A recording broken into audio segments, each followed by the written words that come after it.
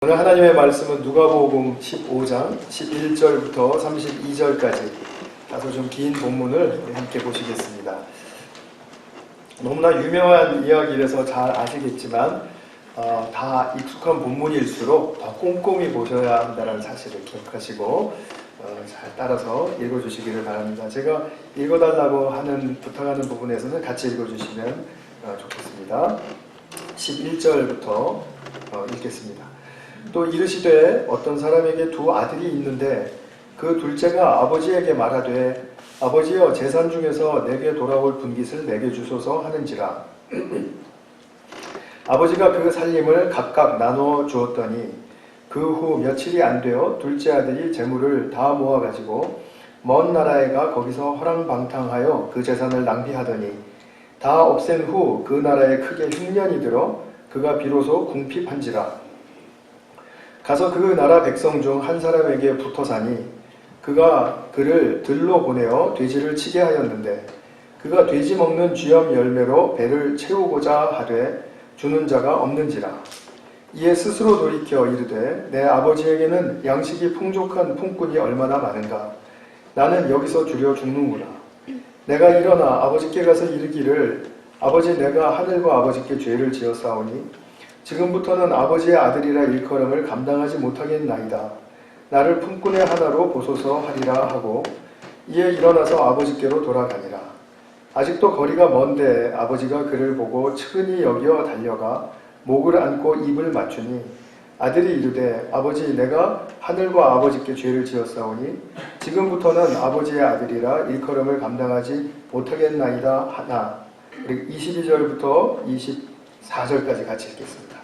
아버지는 종들에게 이르되 제일 좋은 옷을 내어다가 입히고 손에 가락지를 끼우고 발에 신을 신기라. 그리고 살찐 송아지를 끌어다가 잡으라. 우리가 먹고 즐기자. 이 내 아들은 죽었다가 다시 살아났으며 내가 잃었다가 다시 얻었노라 하니 그들이 즐거워하더라. 제가 읽겠습니다. 맏 아들은 밭에 있다가 돌아와 집에 가까이 왔을 때 풍악과 춤추는 소리를 듣고 한 종을 불러 이 무슨 일인가 물은데 대답하되 당신의 동생이 돌아왔음에 당신의 아버지가 건강한 그를 다시 맞아들이게 됨으로 인하여 살찐 송아지를 잡았나이다 하니 그가 노하여 들어가고자 하지 아니하거늘 아버지가 나와서 권한대 아버지께서 대답하여 이르되 내가 여러 해 아버지께 대답하여 이르되 내가 여러 해 아버지를 섬겨 명을 어김이 없거늘 내게는 염소 새끼라도 주어 나와 내 벗으로 즐기게 하신 일이 없더니 아버지의 살림을 창녀들과 함께 삼켜버린 이 아들이 돌아오매 이를 위하여 살찐 송아지를 잡으셨나이다. 다 같이 아버지가 이르되 예 너는 항상 나와 함께 있으니 내 것이 다 네 것이로되 이 내 동생은 죽었다가 살아났으며 내가 잃었다가 얻었기로 우리가 즐거워하고 기뻐하는 것이 마땅하다 하니라. 아멘. 제가 2주 전 설교에서 오늘 본문 이전에 그 은전을 잃어버린 여인의 비유 말씀을 기초로 해서 설교 말씀을 드렸습니다. 그 비유 속에서 정말 우리가 무엇을 잃어버렸는가를 찾는 것은 참 중요하다. 왜냐하면 우리 삶의 중심성을 확보하는 것이고 그래야만 우리의 삶이 균형 있게 잘 성장할 수 있다라는 그런 말씀을 드렸습니다. 오늘은 조금 더 구체적이고 더 깊이 들어가야 하는 문제를 앞두고 있습니다. 우리 두 아들에 관한 이 이야기를 살펴보고자 하는데 사실은 이 사람 안에 있는 깊은 것을 이야기한다는 것은 쉽지 않은 이야기라고 저는 늘 이렇게 위기감을 느끼고 있습니다. 오늘 설교 말씀을 통해서 다 들었던 말씀이고 또 뭐 이해가 되는 말씀이다 이렇게 생각하시는지 모르겠습니다만 정말 나의 삶의 중심에 깊은 통찰을 여시고 그리고 이 말씀을 함께 풀어갔으면 좋겠습니다. 그래서 정말 오늘 자비로우신 아버지가 어떤 분이신가 하는 그런 부분에 있어서 우리의 삶의 회복이 좀 일어날 수 있으면 좋겠습니다. 하나님은 사람을 잃으셨고 사람은 자기의 삶을 잃었습니다. 하나님이 사람을 잃었다라는 말은 이해가 되시죠? 하나님을 믿지 않고 또 하나님 또 아직 모르고 그래서 멀리 있는 그런 잃어버린 자녀들은 우리가 감은 잡힙니다. 물론 그것만 이야기하는 건 아니지만요. 그러나 사람이 자기 삶을 잃었다라는 뜻이 무엇일까요? 그렇다면 자기 삶을 되찾은 사람은 어떤 길을 걷게 될까요? 지금 이 문제를 말씀드리고 싶은 거죠. 그런데 우리가 자기가 무엇을 잃어버렸는지를 알면 대처하기가 참 쉽습니다. 비교적 쉽습니다. 예를 들어서 내가 건강을 잃어버려서 직장과 또 가정과 그래서 일을 제대로 감당하지 못합니다. 그래서 나의 삶을 잃어버렸어요. 다소 잃어버렸습니다. 그래서 건강을 잃어버린 것을 알았기 때문에 건강을 치유하고 또 회복해서 건강에 이제 잘 이렇게 정상적으로 되면 그러면 나의 직장일도 다시 할 수 있고 또 가정일도 다시 할 수 있죠. 그러면 나의 삶은 또 회복되는 것이죠. 그동안 지지부진했던 삶으로부터 회복되는 것입니다.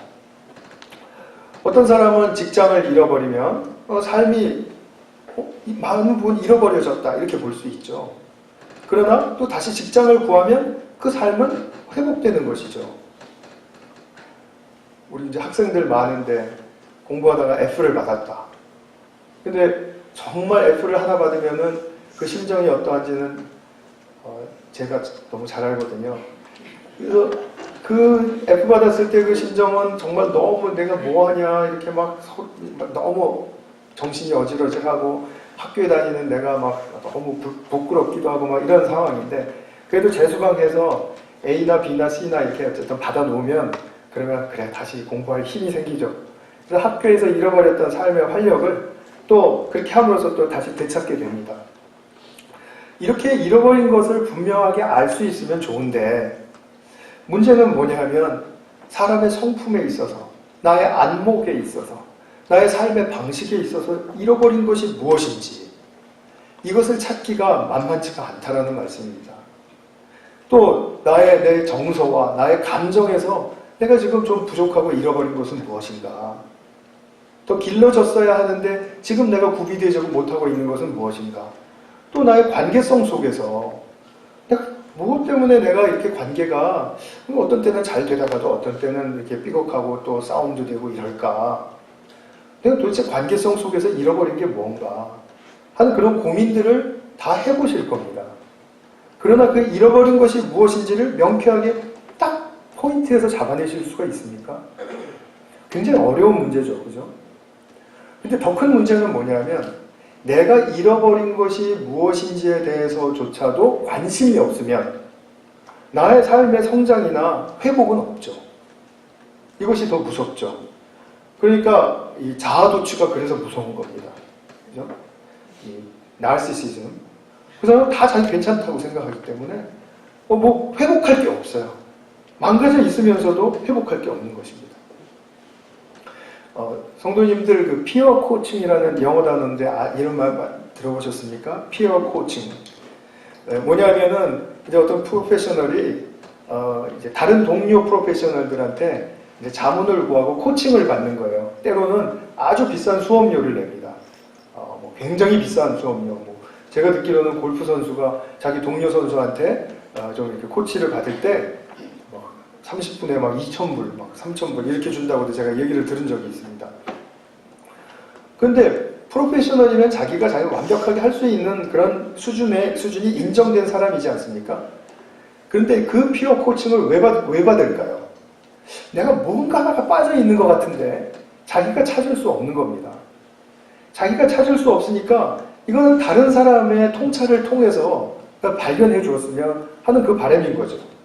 그래야 자기가 더욱더 새롭게 향상해 나가고 그리고 자기가 원하는 그런 어떤 수준에 더 높이 이룰 수 있기 때문이죠. 그래서 무엇이 결격 사유인지를 자기 자신이 아는 것은 참 중요한 것인데 우리가 일상적으로 물질적으로 뭐 지식적으로 이렇게 해서 교수님들이 학생을 지도하거나 할 때 이 부분이 여기가 부족하구나 하고 알 수 있는 건 참 그거는 비교적 쉬운데 이게 우리의 삶, 나의 삶으로 돌아와서 내가 도대체 나의 인격과 나의 삶의 방식 속에 나의 이 삶 자체 속에 결핍되어 있는 게 뭔가. 그리고 참 찾기가 결코 쉽지가 않습니다. 사람은 이 문제에 있어서 계속해서 trial and error, 시행착오를 겪어간다고 말할 수가 있습니다. 근데 자신을 잃어버리는 것, 자기의 삶을 잃어버리게 되면 어떤 증상이 분명하게 나타나냐 하면 이거는 공통적일 겁니다. 인생이 재미가 없다고 느껴질 것입니다. 인생이 도대체 뭐냐, 의미가 뭐냐, 활력을 찾을 수가 없습니다. 그 점점 더 이제 몸과 마음이 쇠해지겠죠. 뭐 몸이야 나이 들수록 쇠해지는 것이니까 자연 현상이고요. 마음도 따라 마음이 또 그렇게 되면은 새로워지지를 않고 다운이 된다라는 거죠. 그러면 이제 우리에게 그 일어나는 많은 마음의 병들이 일어나게 되는 것이고, 또 우리는 또 그 나름대로의 자기가 여태까지 온 그 성숙함의 수준에 거기서 또 발전하지를 못하고 거기 그냥 계속 머물러 있는 거죠. 그러니까 우리가 성장이 없는 삶, 이것은 그냥 머무는 삶, 같은 수준에 머무는 삶이 아니라 퇴행하는 삶이죠. 20대가 가지고 있던 자기의 성품의 수준을 40대, 50대에서도 똑같이 가지고 있으면 그 사람은 그냥 그 자리에 머무는 사람입니까? 아니면 뒤로 간 사람입니까? 뒤로 간 사람이라고 말할 수 있지 않습니까? 그러니까 우리가 그 자리에 있는다라는 것은 굉장히 우리에게 불행한 일이다. 이것을 우리가 알 수 있죠. 그래서 오늘 이 부분에 대해서 두 아들을 좀 우리가 같이 들여다보면서 또 두 아들을 맞으시는 아버지는 어떤 분이셨는지를 우리가 보면서 내 삶 속에 내가 잃어버린 것이 무엇인가, 그것을 찾으실 수 있기를 바랍니다. 너무나 유명한 비유여서요. 제가 간략하게만 말씀을 드리겠습니다. 둘째가 유산을 나눠달라고 했습니다. 그랬더니 아버지가 둘 다에게 나눠줬습니다. 12절인가요? 나오죠. 각각 두 아들에게 함께 분배했습니다. 둘째는 자기 유산을 다 정리를 해서 이웃나라로 가서 방탕하게 쓰고 결국은 탕진하고 거지처럼 살다가 집으로 돌아옵니다. 이제 이것이 둘째 아들의 이야기, 행로죠. 맏아들은 집에서 아버지 말씀을 잘 지키면서 이제 산다고 믿었습니다. 그건 자기 착각일 수 있겠죠. 어쨌든 그렇게 믿었습니다. 그런데 돌아온 동생에게 아버지가 잔치를 베풀어주고 극 대우를 해주니까 분노가 이제 폭발했다는 거죠. 여기가 키입니다. 왜 분노가 폭발했을까? 지금 이 맏아들은 그래서 아버지랑 실갱이를 하는 그런 이제 자리에 가게 되었죠. 포인트는 뭐냐면요. 이 두 형제 둘 다 삶을 잃었다라는 것입니다. 이거 성향이 완전히 반대지만 둘 다 자기 삶을 잃은 거예요. 나는 어느 쪽에서 나의 삶을 잃기가 쉬웠을까요? 이 두 아들에 비추어 보면 그것이 약간 우리가 이제 좀 상상하실 수가 있겠죠. 둘째 아들을 조금 더 들여다보겠습니다. 그가 집을 떠나려고 했던 이유는 무엇일까요? 그 아버지와 집에서 그 안정적인 삶을 사는 것이 지루해서 견디기가 힘들었던 것입니다. 그래서 자기 유산의 몫을 요구하면서 자기의 삶을 살고 싶어 했습니다. 당장에. 그래서 자기가 살았다는 느낌이 없으니까 이제 살았다는 느낌을 좀 가져보기 위해서 이제 그렇게 해보고 싶었던 거죠. 근데 그건 나쁘다고만은 볼 수가 없습니다. 왜냐하면 우리는 미지의 세계에 대해서 모험심이 있지 않습니까? 그 모험심을 가지고 있는 그 자체가 나쁜 건 아니죠. 집을 나가서 넓은 세상을 보겠다. 이게 나쁜 건 아니란 말입니다. 우리 부모님들이 자식들 20살, 30살, 40살, 50살 그래도 끼고 살고 싶으세요? 전혀 그거 아니잖아요. 얘가 좀 밖의 세상에 대해서 모험심을 갖고 나가서 살기를 원하지 않습니까? 그것이죠. 근데 문제는 뭐였냐면 이제 허랑방탕하여 재산을 탕진했다라는 거죠. 13절에 보면 허랑방탕하여라는 그 표현이 있는데 이 표현은 무슨 말이냐면 구원될 소망이 없다라는 뜻입니다. 자기가 구원될 소망이 없이 살았다라는 뜻이에요. 허랑방탕하다라는 것이. 그러니까 말하자면 미래는 생각하지 않고 현재의 쾌락과 그리고 그냥 내가 추구하는 무언가만을 자꾸 잡아들이기 위해서. 난 지금 게임하지 않으면 못 견디겠어. 그래서 게임을 계속 해야 되는 거야. 미래를 생각하지 않아요. 내일 숙제를 안 하면 어떤 징벌이 내게 주어질지를 생각하지 않아요. 일단 이거부터 해야 돼요. 그것이 바로 허랑방탕한 삶이에요. 내가 내일 무슨 축복의 삶, 무언가 더 좋은 것이 이루어질 것을 소망하지 않고 사는 삶.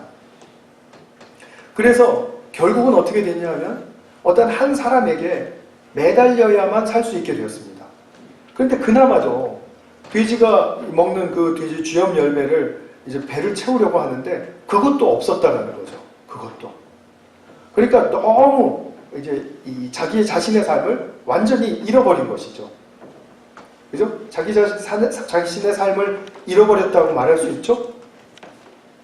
그러니까 자기의 존재가 서야 할 곳은 바로 이 바닥뿐이다. 바닥 중에 바닥이죠. 그리고 자기의 그 품위를 잃은 것은 이미 오래전 이야기죠. 이웃나라의 부잣집 아들이었다라는 그 품위를 잃어버린 것은 꽤 되었습니다. 완벽한 실패자가 되어버린 거죠. 돼지 우리 안에서 그런데 아이러니컬하게도 제정신으로 돌아옵니다. 자신을 잃어버리고 그리고 다른 사람 손에 종속적으로 의존해야만 자기가 살 수 있었다라고 그렇게 생각했던, 그렇게밖에는 다른 옵션이 없었던 그가 다른 새로운 삶을 꿈꾸게 됩니다. 이게 제정신으로 돌아온 결과입니다.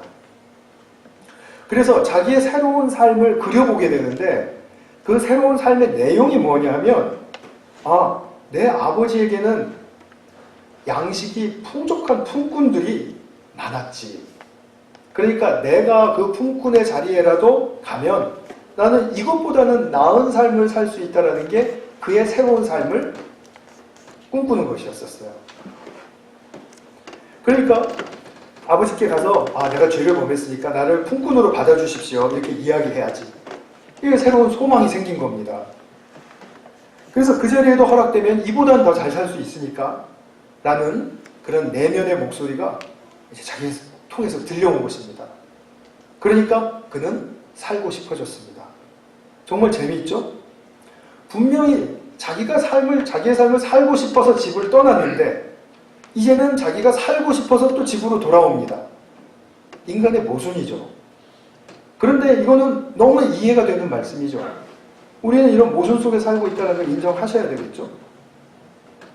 그래서 돌아온 아들의 이제 죄의 고백을 듣는 둥 마는 둥 하신 아버지는 너무나도 우리가 잘 아는 대로 이제 큰 대우를 해주시지 않습니까? 잔치를 베풀어 주고요. 먹고 즐기자. 이 아들은 죽었다가 다시 살았고 그리고 내가 잃었다가 되찾았다. 나 잃어버린 나의 아들을 찾으신 거예요. 아버지가. 그래서 둘째 아들의 좀 깊은 부분은 이렇습니다. 이번엔 분개한 아들, 분노한 아들을 좀 보겠습니다. 그는 살고 싶다 이런 느낌보다는 그냥 안정된 삶을 사는 게 이거는 나의 최선의 삶이다라고 믿었던 사람인 것 같아요.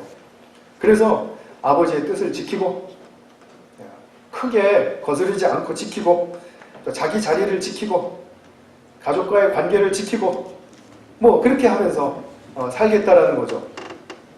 지키는 것이 반듯하게 잘 사는 길이다 라고 그렇게 믿었을 것입니다. 그렇게 살았던 그에게 획기적인 사건이 하나 일어나는 거죠. 무슨 일입니까? 집 나간 동생이 돌아온 것입니다. 근데 집에 나간 동생이 돌아온 건 그렇다 손 칠 수 있다 하더라도 자기가 그걸 보고 확 분노가 일어난 거예요. 분노가 막 폭발을 한 것입니다. 그 점잖은 맏아들이. 점잖다는 말은 성경에 나오진 않습니다. 내면의 그 분노가 내면의 실상이 어떠했는지를 우리에게 분명하게 말해주고도 남습니다. 동생이 그토록 힘들게 살다가 너무 정말 안 되었어서 그래서 화가 난 게 아니죠. 그의 마음속에 이미 동생에 대해서 선을 그어버린 지가 오래되었습니다.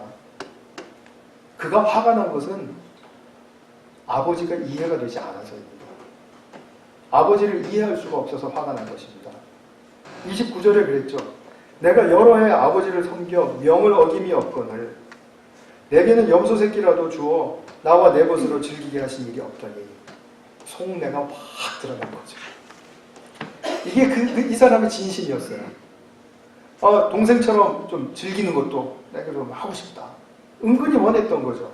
그리고 아버지가 나를 위해서 친구들하고 좀 이렇게 파티를 좀 열어줬으면 좋겠다. 이것도 그가 원했던 거예요. 너무 불공평하시고 너무 어처구니가 없어 보이시는 그 아버지의 처사를 보고 화가 난 겁니다. 맞죠? 제가 지금 분명하게 성경 잘 읽는 거 맞죠? 근데 여기서 맏아들에 대한 것을 더 볼 수가 있습니다. 뭐냐면 아버지의 명을 따르는 삶, 아버지 집에 사는 삶, 그것이 그에게 전혀 행복하지 않았다라는 것입니다. 무엇보다도 동생이 돌아와서 대우를 받든지 잔치를 열어주었든지 어쨌든 간에 자기가 그 사는 삶 속에서 이것이 나의 최상의 삶이고 행복한 삶이고 나에게는 진짜 이 삶이 나의 중심이다. 이렇게 분명하게 확고하게 믿었다면 그 동생 그렇게 해주는 거에 대해서 아버지 너무 많이 쓰셨네요. 이렇게 하고 넘어갈 수 있는 문제예요. 그러나 그것이 아니라 화가 폭발을 한 거거든요. 그러니까 화가 폭발하는 경우는 뭡니까? 계속해서 분노가 쌓여왔다는 얘기인데 분노가 쌓여온 것은 자기 삶이 불행했기 때문이죠. 자기 삶이 행복하지 않았기 때문에 지금 화가 난 거예요. 동생이 그렇게 대우받는 거 보고 화가 난 것입니다. 그러니까 결론은 뭡니까? 아버지의 집에 살면서 아버지 말씀을 듣고 모든 것을 지키며 살았지만 무엇을 몰랐죠? 아버지가 어떤 분이신지를 몰랐습니다. 여러 해 동안 몰랐습니다. 지금까지도 몰랐던 거죠. 요즘 말로 하면 깜깜이 순종을 한 것이죠. 맏아들의 분노는 그 계명을 지킨 것이 결코 순수한 동기가 아니었다라는 것을 말해줍니다. 순수한 동기로 아버지의 말씀을 지켰다면 분노할 필요 없습니다. 폭발될 이유가 없습니다. 순수한 동기, 즉 그 계명을 지키는 삶 자체가 그에게 행복이고 이것이 축복이고 그것으로부터 말미암아 열리는 새로운 삶 그리고 새로운 어떤 축복의 세계 이런 것들이 무엇인지를 경험을 못했다는 거예요. 이게 안타까운 현실인 거죠. 아버지에게 붙어 있으면서도 아버지가 누구신지를 모르고 아버지로 말미암아 힘을 얻고 기쁨을 얻고 소망을 얻고 새로운 삶을 얻을 수 있다라는 그 사실을 한 번도 열어보지 못한 사람. 그러고 보면 이 사람이 화를 냈던 것도 이해는 됩니다. 그렇게 답답하게 살았으니 아버지가 이해가 안 되는 그 자기 정당성이 충천하는 그런 순간에 아버지한테 대들지 않을 수가 있었겠습니까? 아버지, 나는 아버지 말씀 따라서 이렇게 일만 죽으라고 하고 쟤는 재미만 보고 와서 저렇게 대우받는 거예요? 지금 이 말 자체가 굉장히 이게 안 어울리는 말이라는 거 아시죠? 그죠? 이게 내 입에서 나온다면 내가 지금 어떠한 상태에 있는 그런 것을 분명하게 나타내 보여주는 건 아니겠습니까? 그러니까 자신의 바람과 욕구와 이런 것들을 막 억압하면서 말씀만 지키겠다 이러면서 계속 애쓰다 보니까 맏아들처럼 자기와 같이 하지 않는 사람에게 먼저 분노가 폭발하는 겁니다. 제가 다시 한번 강조해서 말씀을 드리겠습니다. 자기의 바람과 욕구를 건강하지 못하게 이렇게 억압하고 억누르고 그리고 내가 이거를 하면 이거를 내보이면은 내가 좀 유치해 보일 거야. 내가 좀 천박해 보일 거야. 이런 두려움 속에서 말씀을 지킨다. 애쓴다. 이렇게 살면 결국은 자기와 같지 않은 사람에게 분노합니다. 나 같지 않은 사람은 받아줄 수가 없는 것입니다. 이런 사람은 자기가 즐기는 재미라든지 좋아하는 어떤 모험과 계획을 솔직히 말하기를 상당히 꺼려합니다. 난 이런 거 재밌어요. 나 이런 거 또 하고 싶어. 나 이런 거 좋아해. 나 계획 세우고 싶어. 동참해 줄래요? 아니면 저 같은 와이프한테 허락해 줄래요? 이거죠. 근데 그런 말을 잘 못한단 말이죠. 저는 늘상 이런 얘기 하다가 혼나거든요. 그래서 이제 더 이상 괴롭히지 않으려고 제가 많이 자제를 하고 있습니다. 자신의 계명을 지키는 바른 사람이다. 이거죠. 예배 올 때 나처럼 하지 않고 오는 사람 화내시지 마세요. 내 속에 무엇이 있는지를 보여주는 거니까요. 내가 저보다 낫다라는 그런 자부심입니다. 근데 사람의 자부심은 내가 저 사람에 비교해서 내가 낫다라는 그 자부심은 거짓 자부심이고 결코 우리 삶에 도움이 되지 않는 자부심입니다. 내가 어떠한 존재이고 나는 이러한 사랑과 축복을 받는 존재이기 때문에 나는 행복하다라는 그런 자부심은 굉장히 건강한 자부심입니다. 근데 남과 비교해서 난 쟤보다 낫지 않은 혹시라도 오해가 될 수 있겠지만 용서하시고 들으십시오. 어른들인 경우에는 요즘 젊은이들 저렇게 버릇이 없고 저래서 그래도 나이 먹으니까 내가 너희들보다 낫지 하는 어른으로서의 자부심이 있다면 좀 생각해 보셔야 됩니다. 확실하게 생각해 보셔야 됩니다. 주님 앞에서는 그렇습니다. 그러니까 우리가 이게 그런 자부심을 얻게 되면 뭐냐면 내가 저 사람과 같이 나는 저질은 아니다. 난 전체적으로 이렇게 멋대로는 아니다. 나는 다르다. 이런 비교로부터 나온 것에 불과하다는 거죠. 마다들입니다. 아버지를 모르는 마다들. 제가 요약을 하겠습니다. 테이블에 이제 나올 텐데요. 글씨가 좀 작지만 같이 따라 읽어봐 주세요. 동생을 먼저 보겠습니다. 6단계를 지나간다고 그냥 추려보았습니다. 자기를 살고 싶어서 집을 떠났습니다. 그런데 거기서 자기를 잃어버렸습니다. 그래서 타인에게 종속적으로 의존해야만 하는 삶에 이르렀습니다. 바닥이죠. 근데 거기서 제정신이 들었습니다. 제정신이 들고 나니까 내가 여태까지 살았던 나를 포기하고 집으로 돌아가겠다는 생각이 돌아옵니다. 그리고 집에 돌아오니까 아버지가 베풀어 주신 잔치에 동참하게 됩니다. 이게 이제 아들의 이제 행로입니다. 형우의 행로를 한번 볼까요? 지키고자.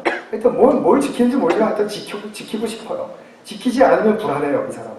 그래서 지켜요. 집에 머물면서 살아요. 근데 뭡니까? 거기서 기쁨을 잃은 채로 살아요. 집에 살면서도 기쁨이 없어요. 그런 다음에 동생이 돌아오니까 자기 잣대에 딱 들이대고 그리고 지키지 않는 동생의 사건으로 말미암아 아버지께 분노해요. 물론 동생에게도 분노했겠죠. 그런 다음에 자기 에고의 정당성을 주장해요.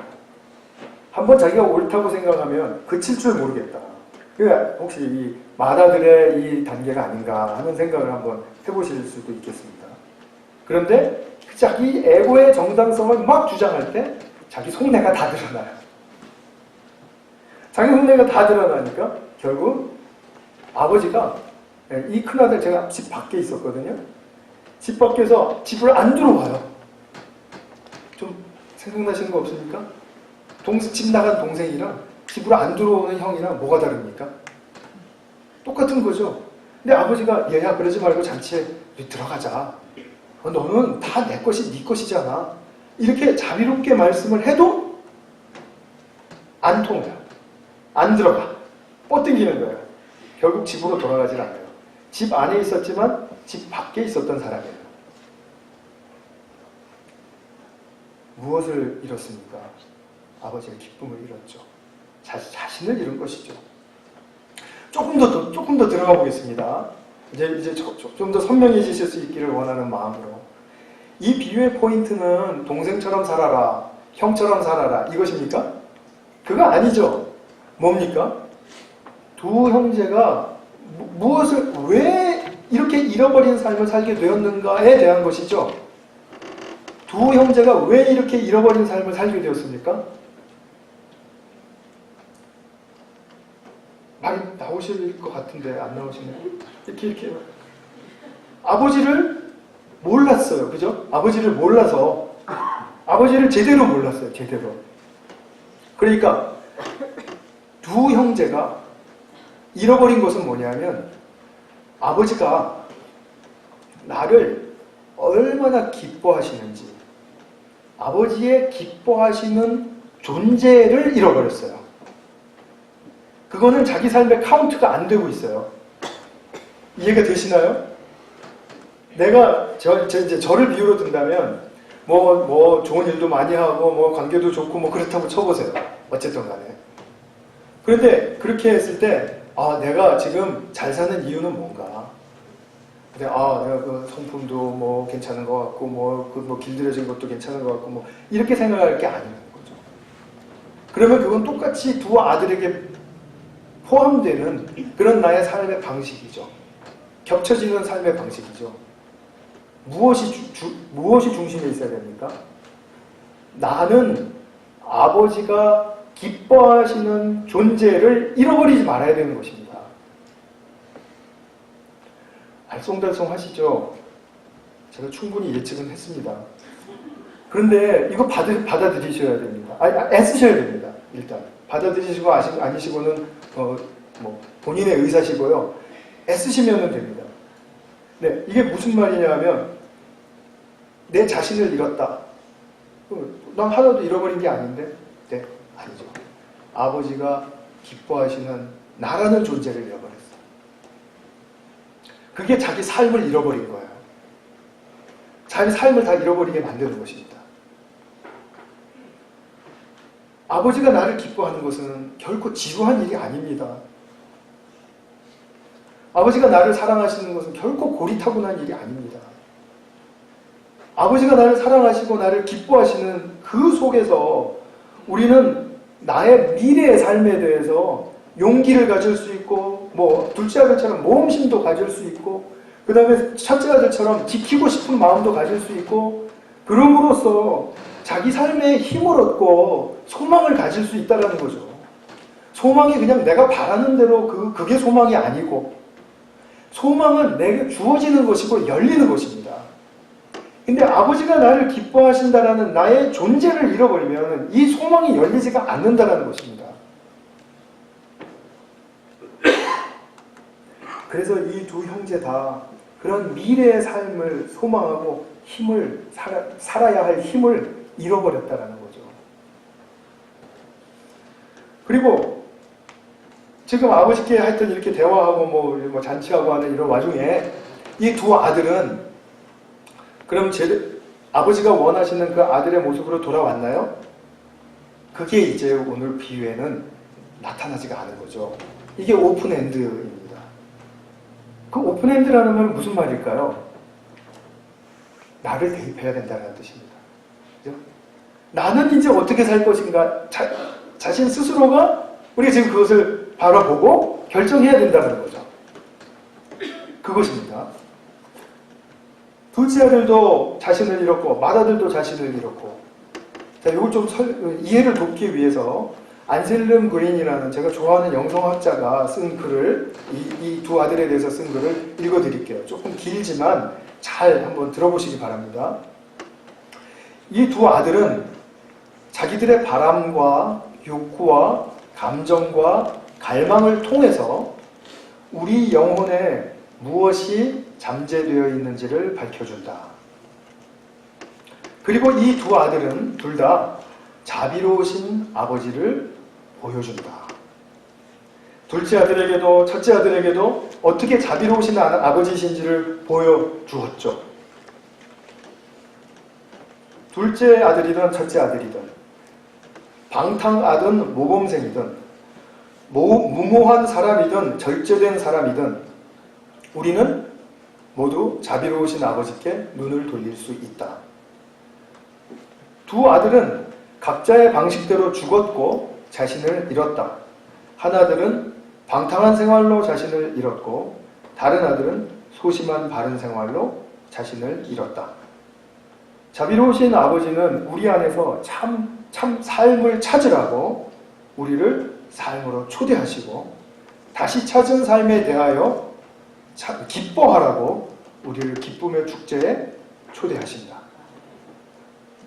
이 두 아들에 대해서 아버지는 이 선명한 가능성을 열어놓고 계신다는 겁니다.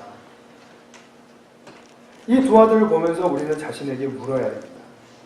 내가 잃은 내 자신은 무엇인가? 만약에 우리 중에 나는 날마다 아버지의 기뻐하는 아들이고 아버지의 기뻐하는 딸이야.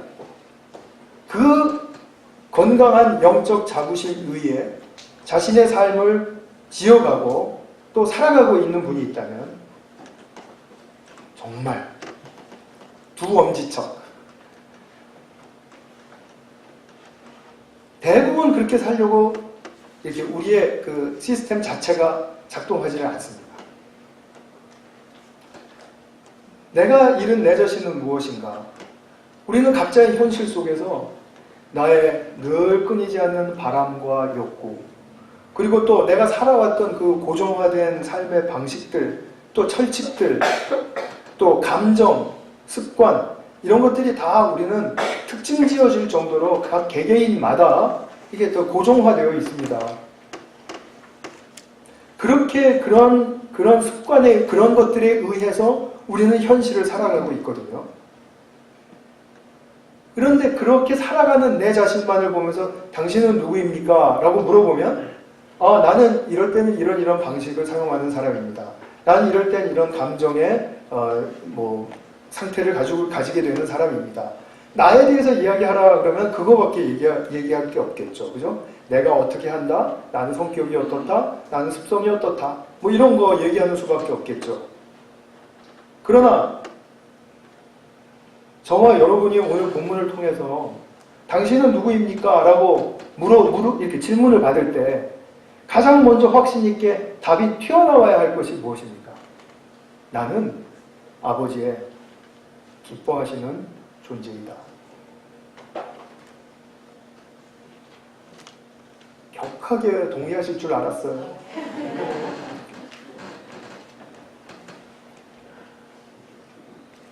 진정한 나를 찾는다라는 것은 나의 조건이나 성취를 불문하고 내가 어떠한 삶의 방식을 사는지를 불문하고 나는 아버지의 사랑과 기쁨의 존재임을 발견하는 것입니다. 진정한 나를 찾는다는 것은 그것입니다. 그리고 아버지께서 나를 기뻐하신다는 내 자신이 아버지의 그 기쁨의 존재라는 진리가 내 중심에서 흔들리지 않는 것입니다. 이것이 흔들리면 내가 뭔가 이루고 잘해내고 사람의 칭찬과 인정을 받으면 좀 나은 존재가 되는 것 같고, 반면 실수하고 잘못하고 사람의 인정을 못 받는 성격이나 기질을 가지고 있으면 별로 쓸모없고 무가치한 존재인 것으로 생각하고 그런 비하와 자책의 삶으로 들어가게 된다는 거죠. 이것이 모두가 다 내가 잘하든 못하든 업적이 있든 없든 실수를 안 하든 실수를 하든 부족하든 남든 모두 다 이게 마음의 병과 미숙함의 정체를 다 일으키는 일이라는 것입니다. 내 마음속에서 그 시스템이 그렇게밖에 작동을 못합니다. 근데 제가 후자의 부분에 있어서 내가 잘못하고 실수하고 부족하고 한 그런 부분에 있어서 정말 한마디만 딱 더 하고 또 그리고 말씀을 맺겠습니다. 우리는 보통 너무 삶에 좌절이 되고 다운이 되고 힘들 때는 내가 실수할 때, 내가 잘못했다고 생각할 때, 내가 부족할 때, 아무리 해도 안 되고 능력이 부족하고 지혜가 부족하고 그죠? 그런 것들이 부족할 때, 그때 내가 그것을 어떻게 극복해야 하는가에 대한 부담감과 또 책임감은 너무나 크지만 그것이 잘 되지 않는 것 때문에 너무 힘들어하고 자신의 삶에 그 수치심과 열등감으로 그렇게 자꾸 점철하게 됩니다. 이것이 10대에 있었는데 20, 30대 가서도 안 없어지고 40, 50대 가서도 안 없어지고 하나도 이렇게 똑같이 가게 되면 이게 곤란한 문제가 안 되겠습니까? 근데 이때 자기를 자책하거나 비하하시면 안 됩니다. 그렇다고 해서 막 살라라는 뜻은 아닙니다. 내가 잘못해도 괜찮고 실수해도 괜찮다라는 뜻은 아닙니다. 내가 실수하고 잘못했을 때는 인정하시면 돼요. 인정. 그리고 그 잘못한 것에 머무르지 마시고 내가 그러면 지금부터는 어떻게 살아야 할 것인가? 거기에 대해서 주님께 대한 진지한 고백과 의탁이 있으셔야 합니다. 그것이 나를 긍정적이고 적극적으로 미래로 나아가게 하는 것입니다. 근데 우리는 내가 이런 사람이야 라고 하면 거기에 아예 딱 머물러요. 근데 나는 안 돼. 이것이 고지가 되어 있어요. 그래서 자기를 비하하고 자책하는 것이 계속해서 배드룹 서클이라고 계속해서 악순환하는 것입니다. 계속해서 악순환하고 있으니까 점점 더 아버지가 나를 얼마나 기뻐하시는가에 대한 관심이 없어지고 나에게 함몰하게 되죠. 그래서 당신은 어떤 사람입니까? 그러면 부족한 것부터 생각나는 거예요. 난 잘못하고 있는 것부터 생각나는 거예요. 그것은 건강하지 않습니다. 내가 잘못했습니다. 그래서 내가 그 사람에게 용서를 빌었습니다. 그러면 용서를 받아주고 안 받아주고는 그 사람 책임. 나는 용서를 진실하게 빌었다면 나는 그 잘못을 인정하고 그리고 앞으로는 어떻게 살 것인가. 그 문제가 훨씬 더 중요하지 않겠습니까? 자기의 생각 속에서 빠져나오지 못하다가 결국은 자기 인생을 잃어버리게 되는 것은 바로 이러한 서클 맴돌기 때문이죠. 그러면 이렇게 하면 안 됩니다. 내가 잘못했고 실수했더라도 나는 아버지가 기뻐하시는 아들. 자, 탕진하고 돌아와도 맨발로 뛰어나와서 맞아주시는 아버지. 그 아버지 내 아버지시다. 내가 궁시렁거리고 불평하고 아버지께 막 대들고 하더라도 내 집 밖으로까지 나와서 나를 데리고 들어가시려고 하는 큰아들에 대한 그 자비로우신 아버지. 그 아버지이시다. 내가 아버지 앞에서 이렇게 하면 안 되고 저렇게 하면 안 되고 이런 법이 있는 게 아니고 아버지 앞에서 딱 기억하고 한 가지 정말 붙들어야 할 것은 아버지는 내가 아버지께로 나아갈 때는 언제든지 나를 기뻐하시는 존재로 받아주신다. 거기서 뭔가 더 업그레이드 시키고 더 고쳐서 쓰려고 하시는 게 아니고 그 돌아오는 그 자체를 받아주신다. 자체를. 그 자체가 아버지께는 너무나 기쁨이고 소중하다. 아, 이것이 얼마나 중요한 일입니까? 복음은 이것입니다. 아버지가 나를 이토록 기뻐하신다라는 이 소식이 복음입니다. 그래서 제가 말씀을 맺겠습니다. 우리 여기 계신 모든 성도님들이 아버지께서 나를 정말 자비롭게 여기신다. 나를 기뻐하시며 맨발로 뛰어나오신다. 나를 더 이상 고치려고 하시지도 않는다. 나는 거기에 아버지의 선물을 더하시고 그냥 나를 그대로 안아주신다. 내가 그런 아들이고 내가 그런 딸이다. 이 사실을, 이 진리를 나의 중심에서 양보하시지 말기 바랍니다. 양보하시면 안 됩니다. 실수나 잘못, 아픔, 고통, 고난 이런 것이 있을지라도 아버지께서 나를 기뻐하시는 존재로 내가 인정하고 아버지께 붙들리면 내 삶은 새롭게 지어집니다. 새로운 세계가 열립니다. 이것이 가슴 벅찬 복음의 소망입니다. 같이 한번 기도하겠습니다. 지금 이 시간에 우리가 정말 아버지에 대한 이해를 좀 더 선명하고 또 확실하게 붙들기를 원합니다. 주님, 내가 실수하고 잘못하고 부족하다고 느끼고 나를 자책하고 비하할 때 이 사실이 꼭 기억나게 해주십시오. 정말 주님께 간절한 마음으로 우리 같이 한번 기도하겠습니다. 사랑하는 아버지 하나님, 우리가 잃어버린 것을 주님 앞에 나아가면 너무나 쉽게 발견할 수 있는 것임을 알았습니다. 우리 자신에게 스스로 정직하기만 하면 정말 내가 아버지의 기쁨이 되는 존재라는 사실을 잊고 살았는지 기억하며 살았는지를 너무나도 쉽게 판별할 수 있는 그런 우리의 삶임을 이제 알았습니다. 정말 주님께서는 이렇게 쉽게 우리를 주님 앞으로 불러주십니다. 그리고 내가 무엇을 해서가 아니고 내가 어떠한 존재가 더 나아진 존재가 되어서가 아니라 지금 아버지께로 나아가면 나를 그 모습 그대로 받아주시고 또 대우하시고 또 존귀하게 여겨주신다라는 그 복음의 소식을 우리가 오늘 이 시간 더 깊이 새기기를 원합니다.